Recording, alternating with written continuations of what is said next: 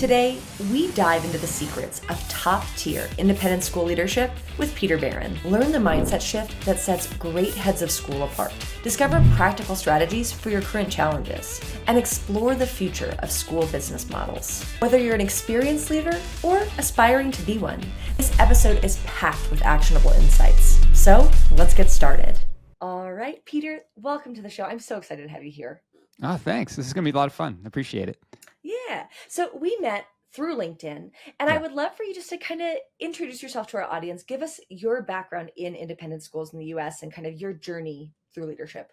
Sure. Yeah. So it really started in high school. I grew up in Concord, New Hampshire, which is about an hour north of Boston. And, for somehow, I ended up at a boarding school in New Hampshire. And I went in like I was not a good student. Let's just be clear. Like I was a bad student. Okay, you're that kid. I was that kid, yes. But on the other side of it, I had done a complete 180. Like they had taught me like the executive functioning skills, the fact that I don't know if you know the boarding world, but like more, your schedule all day long, 7 days a week, right? And that was really good for me. It gave the structure that I needed. And they really instilled this passion for learning. And I knew by the time I was a senior that I wanted to be somehow involved with independent schools after I graduated from college. And I thought it was going to be as a teacher. It ended up starting there. But really, I found this kind of intersection of independent schools and business.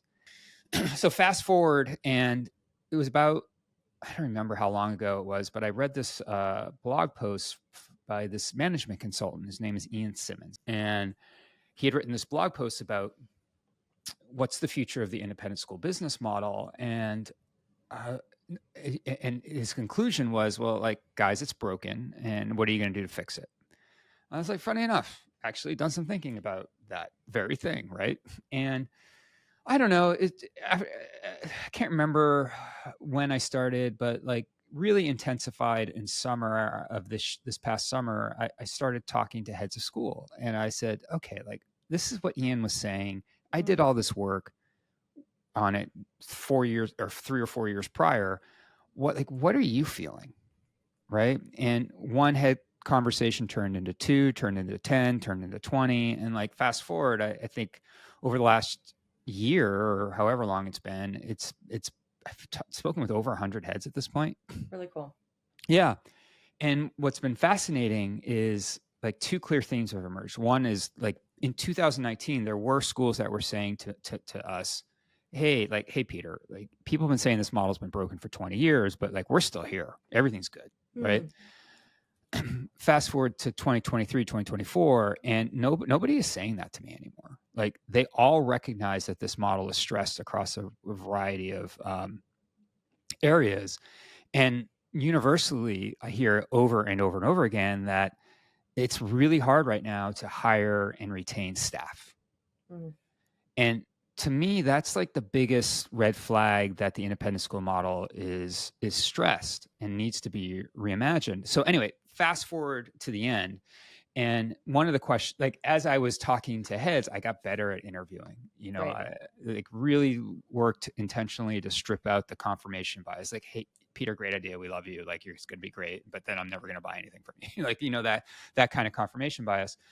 And, I got better and better, and the trends became clearer and clearer. And then I always asked the head of school, like, hey, at what point did you receive any kind of business or entrepreneurial training before you took this job?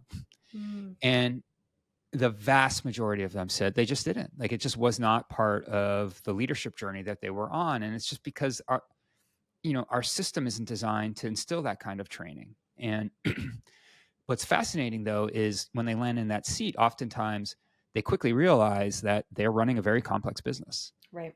And that, they're running multi-million-dollar operations and there's a huge learning curve. And so I looked at it and I said, I think there's an opportunity to create an organization that flattens that learning curve, instills those skills earlier, and creates a safe space for schools to come together and start thinking collaboratively, around how do you iterate this business model. And that's what I've built over the last, 8 months or 9 months, however long it's been, called Moonshot OS, which is just that. It's a professional learning platform and community where we're coming together to learn these skills based on different competencies, and think collaboratively around like, how do we iterate this model, knowing that every school is going to have a different path, right? Because for a variety of reasons. So that's my journey.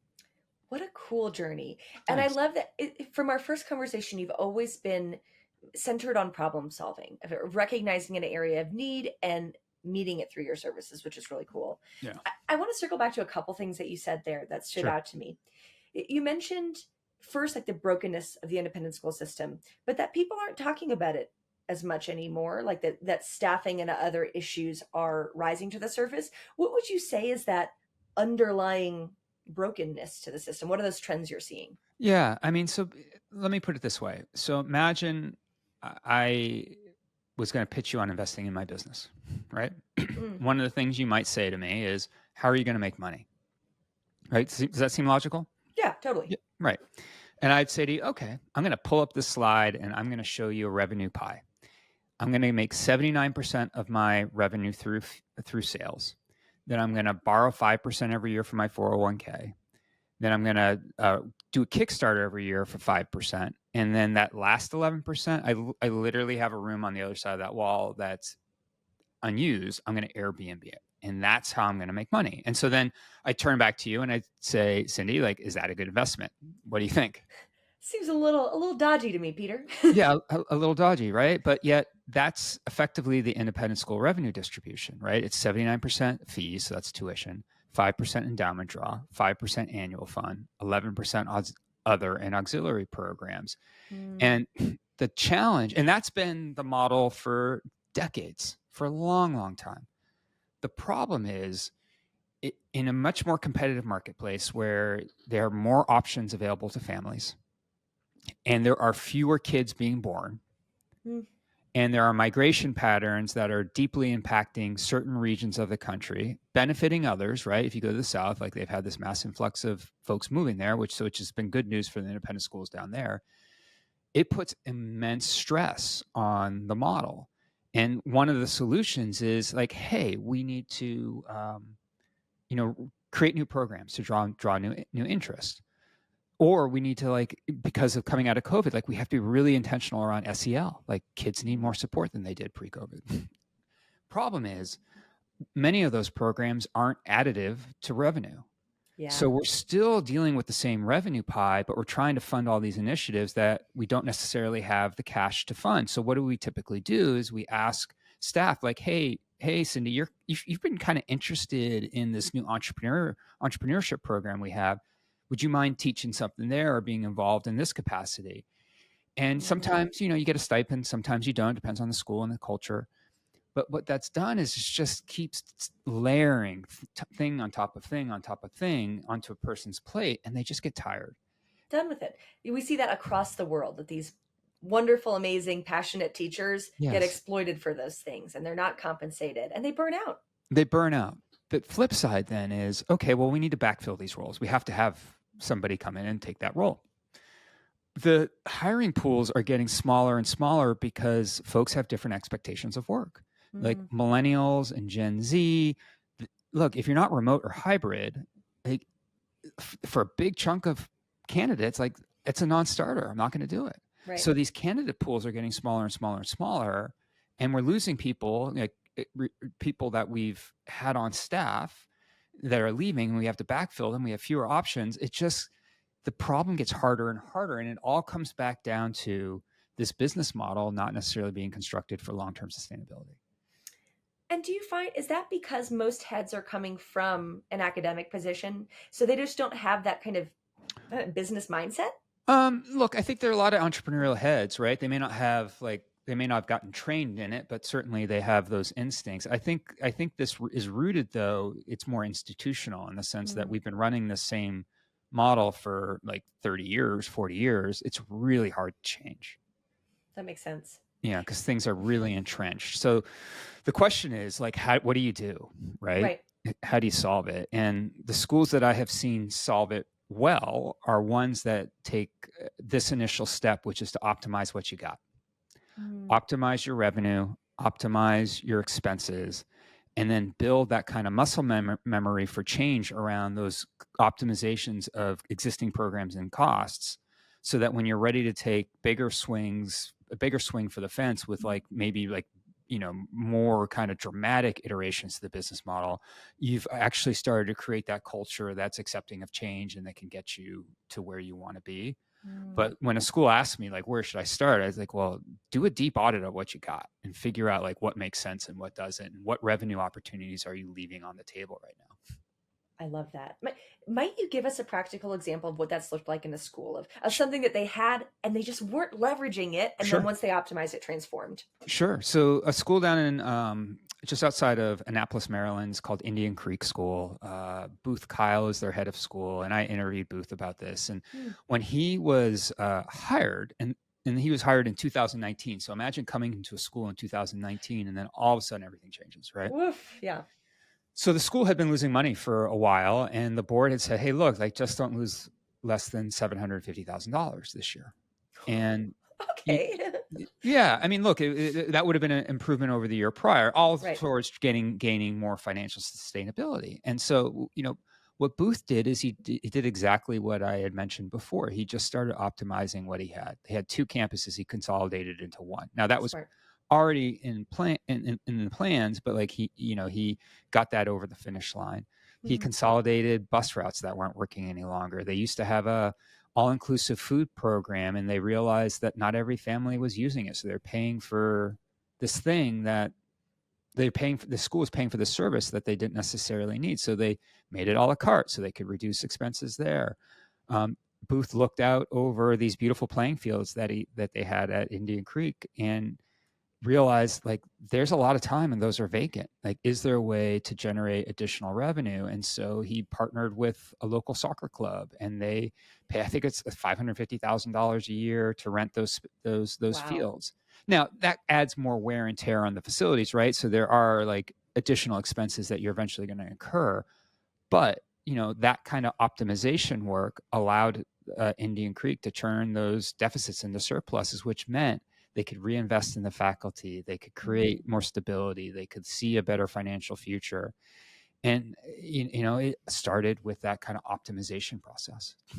I'm so glad you gave that example because it feels so tangible of just, okay, what is our money in and what is our money out? Yeah. Yeah. And where does that make sense and where does it not quite make sense right now? Right. Just tiny tweaks. Yeah. What are you leaving on? What are the things, what are the latent revenue opportunities that you could light up and make, contribute to your bottom line?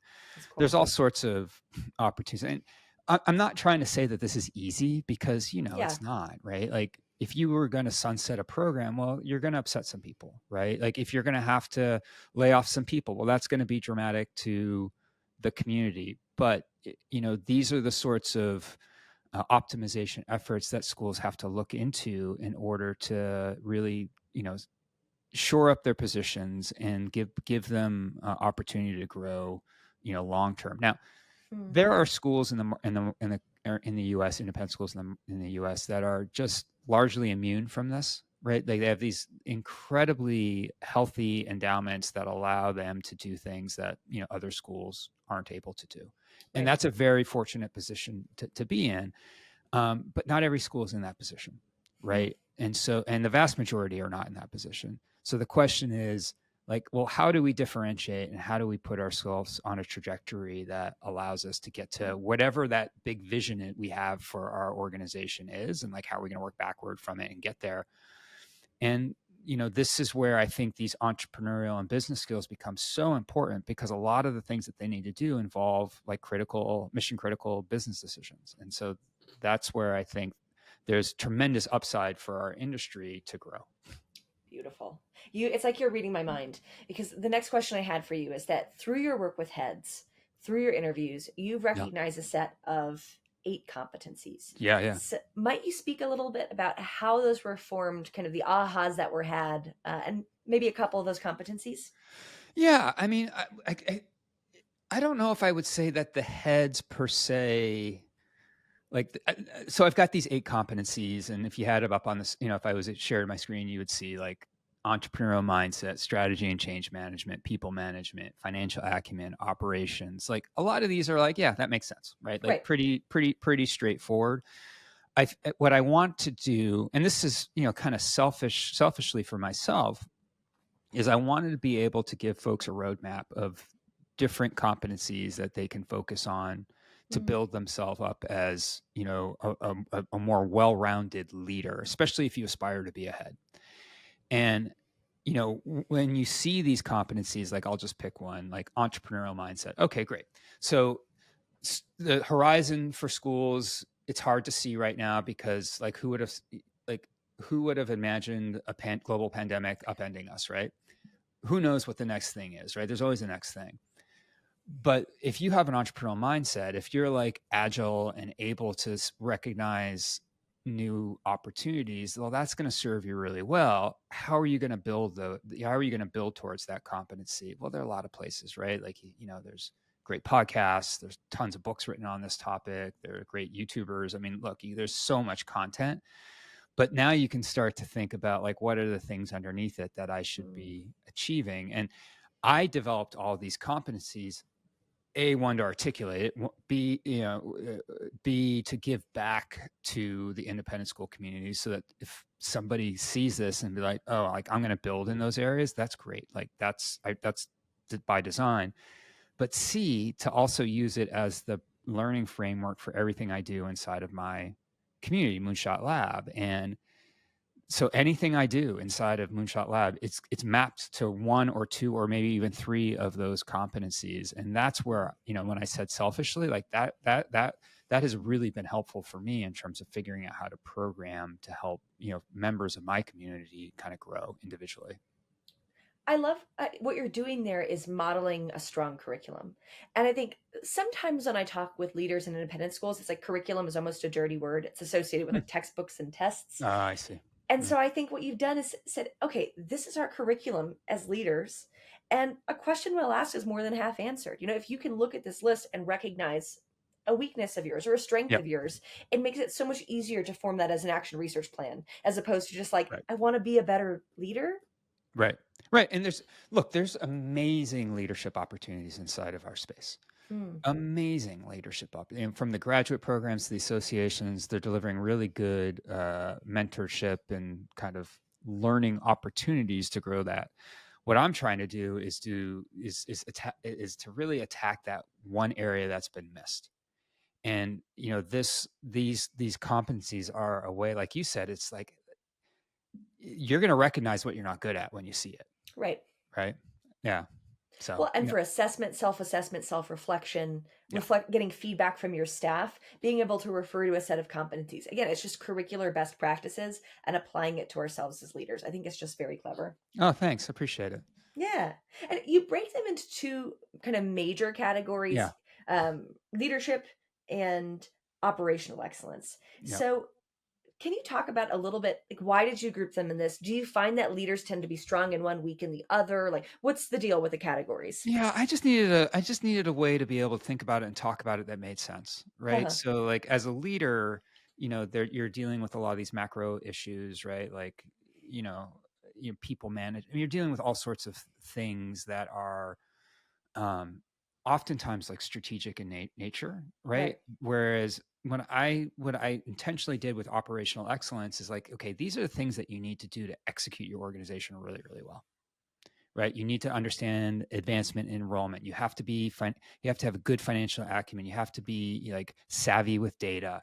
And so that's how I was able to organize it from my perspective. Now, whether Mm. that's the right one or not, I don't know. Like I just at some point when you're building this, you're like, I just got to go with something, right? But like I really wanted some way to be able to create these different tracks so that it makes it easier for folks to like break it down and understand how to apply it to themselves.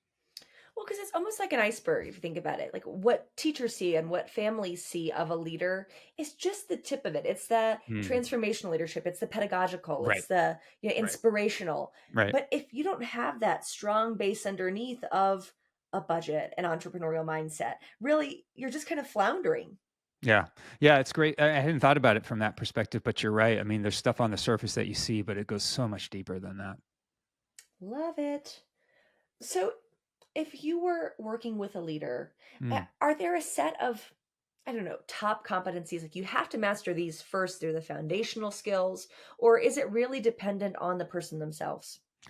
Yeah, I mean, it's a good question. I don't have an answer to that yet. I think what I'm trying to do is to instill things across all eight.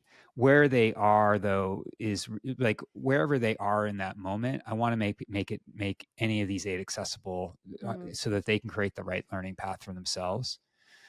So, I think if like, for instance, if an enrollment person were to join my community, like they probably don't have to spend as much time in the enrollment and advancement competency as maybe they do in like strategy and change management or entrepreneurial mindset, right? So I think there mm. is going to be a lot of tailored pathways for folks based on their particular skill sets.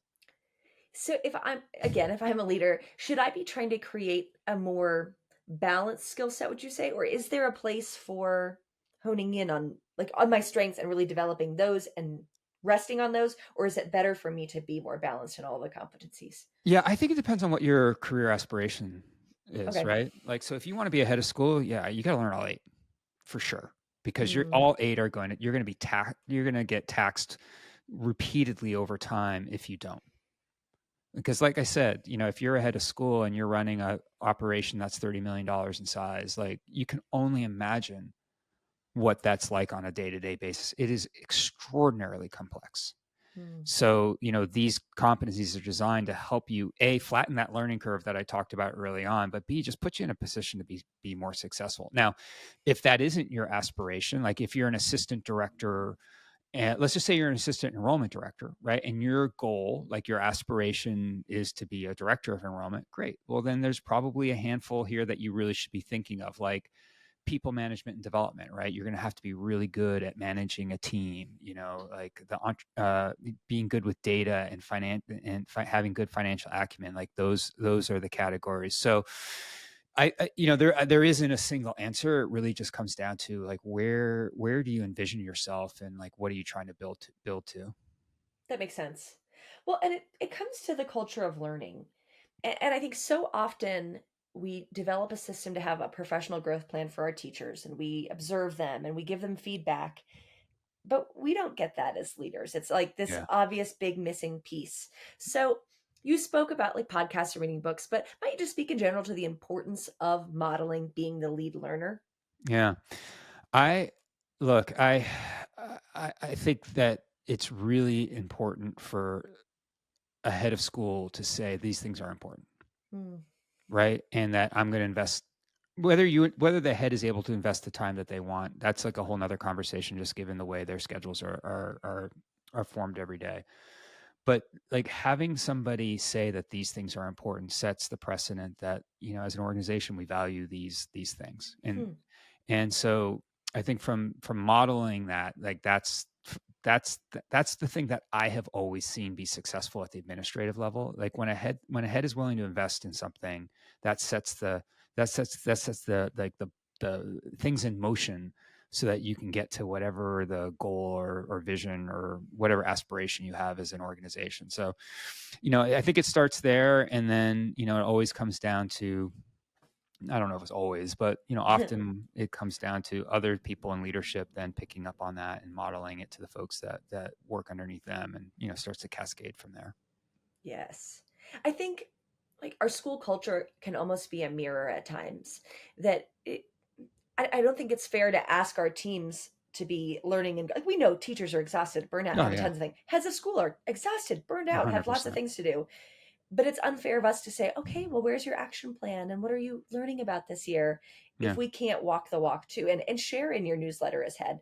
This is the book that I'm reading, and this is yeah, the thing that right, I think I'm bad at, and this right, is the thing I need feedback and help on. right. That when you can be vulnerable in that way and you can be a learner in that way, it's just it can be transformative for the entire culture of the school.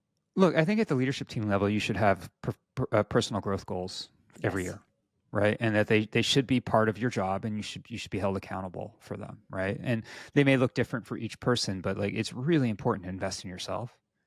And I think schools in general are pretty good at it. I mean, if you just Mm, look at professional development as part of the culture, I mean, people go to conferences, they go to in-person day-long workshops. They bring people in to facilitate retreats. Like, this is part of the culture. So, from my perspective, I think it's going to become increasingly important for, more leaders to learn the business side of running a school, because, look, we've got lots of constituents that expect us to operate at a very, very high level.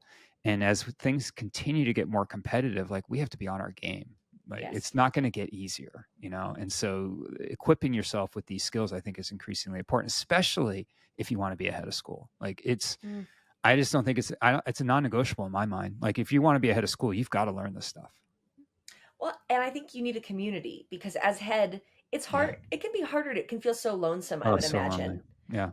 because you're kind of sitting at this weird place between the board, between like big Yeah. picture thinking and between operations. You And don't have anyone. yeah, so I think Right. that's why communities like Moonshot are so cool, bringing people together to have those discussions and have a shared space for that. Yeah. Yeah. Great. Creating those safe spaces, right? Like, that's one of the things that was always, as I was progressing in my career, I would always look at the head of school and say, oh my gosh, like, they'd never want to talk to Oh, me. Right. yeah. Yeah. Right. And, as I've gotten older and I see my friends become, who I've grown up with, becoming heads of school.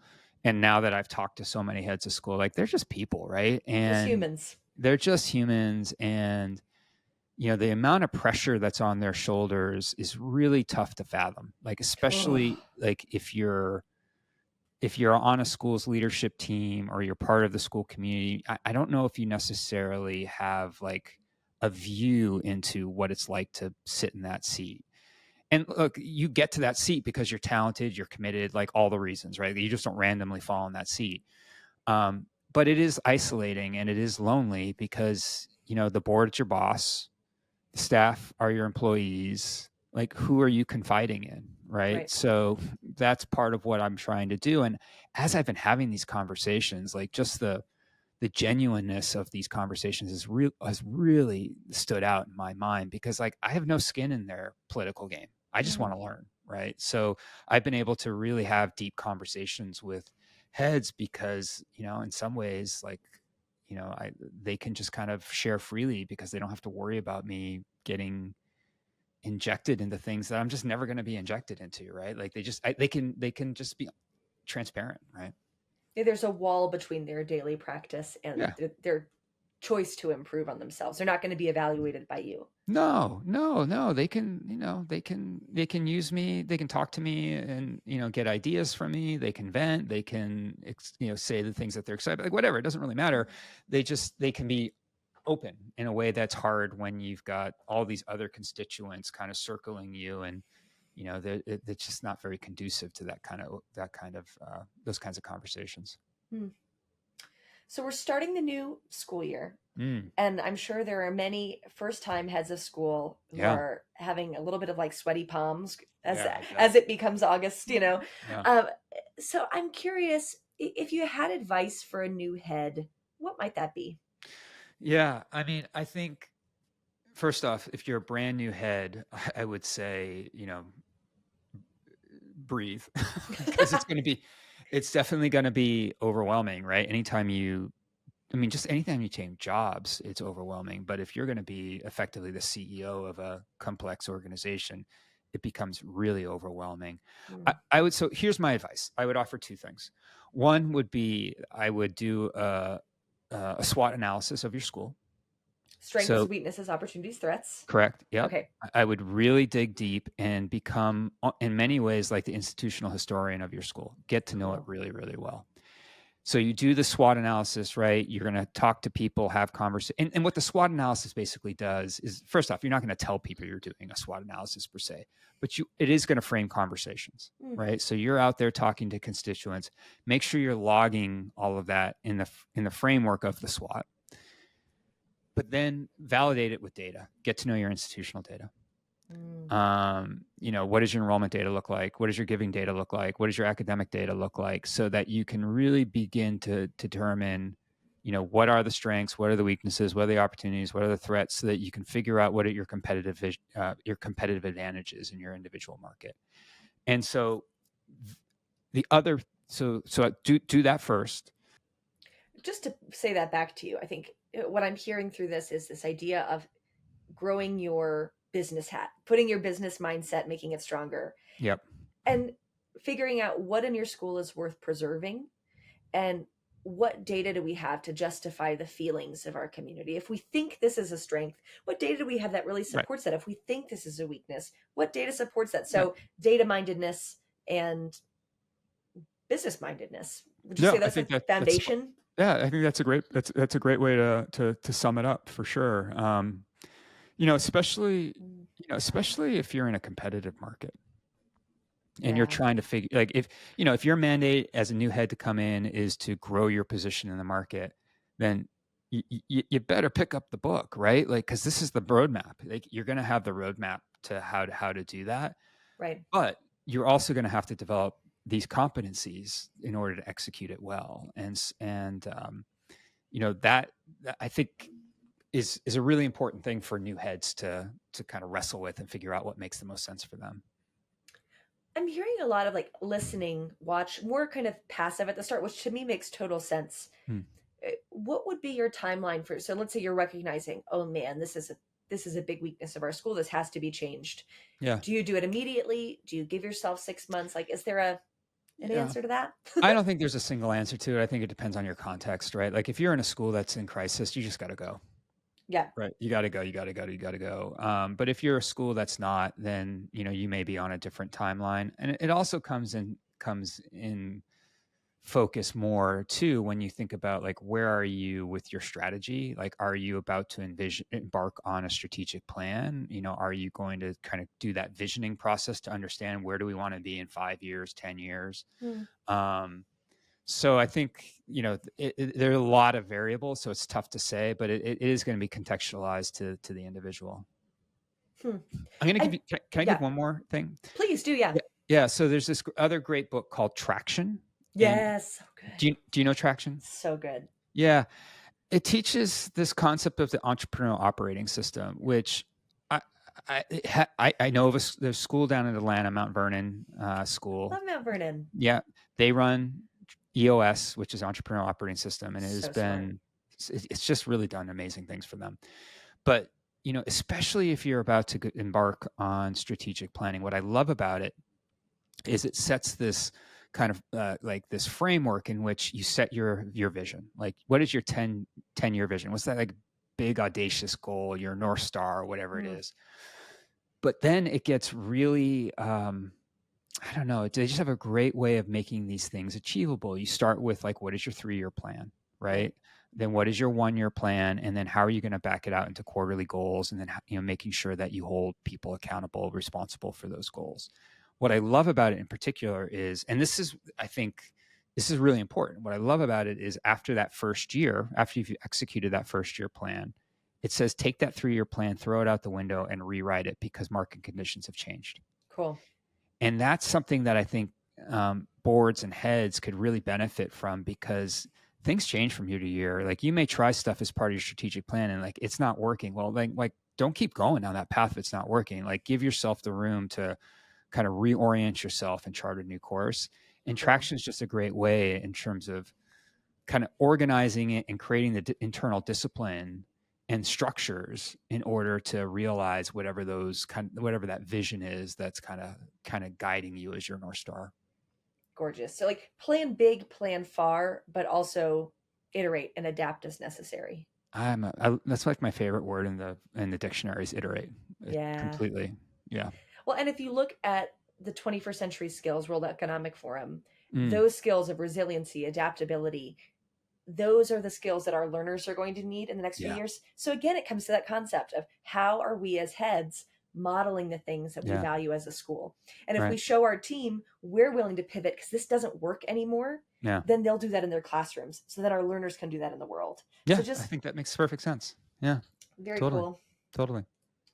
Well, my friend, I'm so excited just to see the work that you do and Oh, just to hear thank you. more about it. And thank you so, so much for your time and your expertise. Yeah, Cindy, thanks for the opportunity. I really appreciate it and wish you all the best. All right.